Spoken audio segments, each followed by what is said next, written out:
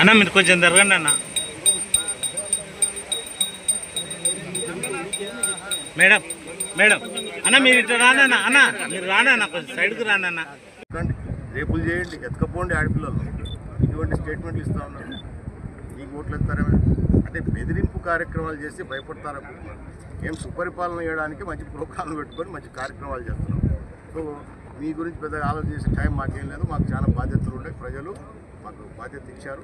ఆ కార్యక్రమాన్ని ఇప్పుడు చేపట్టినాం. అన్నీ ప్రజలకు కానీ రాజ్యాంగానికి కానీ ప్రజలు సుఖ సంతోషాలతో ఉండేటట్టే ఎన్డీఏ కూటమి ప్రభుత్వ ధ్యేయము. ప్రధానంగా ముఖ్యంగా గౌరవ ముఖ్యమంత్రి గారి ధ్యేయం అంతా కూడా ఈ రాష్ట్రాన్ని అన్ని రకాలుగా ఉన్నతమైన స్థితికి, భారతదేశంలో కాదు ప్రపంచ స్థాయిలో ఉన్నతమైన స్థితికి తీసుకోవాలనేది ఆయన ఆకాంక్ష. ఆకాంక్ష మేరకు మేమందరం పనిచేస్తున్నాం. ఖచ్చితంగా అది జరుగుతుంది. 2014-19 సంవత్సరం మన ప్రభుత్వ అధికారంలో ఉన్నప్పుడే ఈ లైనింగ్కి సంబంధించి మనం దగ్గర 360 కోట్ల రూపాయలు తీసుకోవచ్చు. ఎందుకంటే దీని టోటల్ కెపాసిటీ 5000 క్యూసెక్స్. ఇక్కడ నీళ్లు 5000 క్యూసెక్లు పెడితే కింది ప్రాంతాలకు పోతే అట్లా మద్రాస్ వరకు కూడా పోవడానికి అవకాశం ఉంది.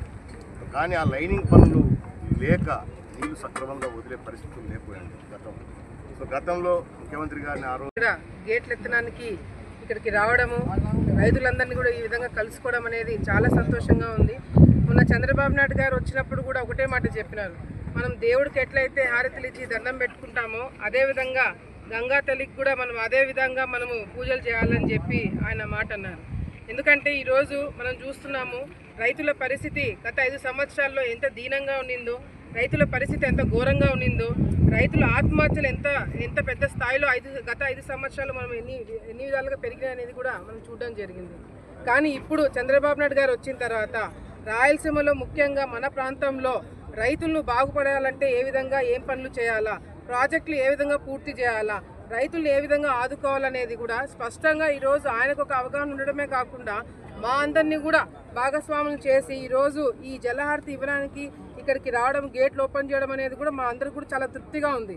ఎందుకంటే గత 5 సంవత్సరాల్లో ప్రజలు పడిన ఇబ్బందులు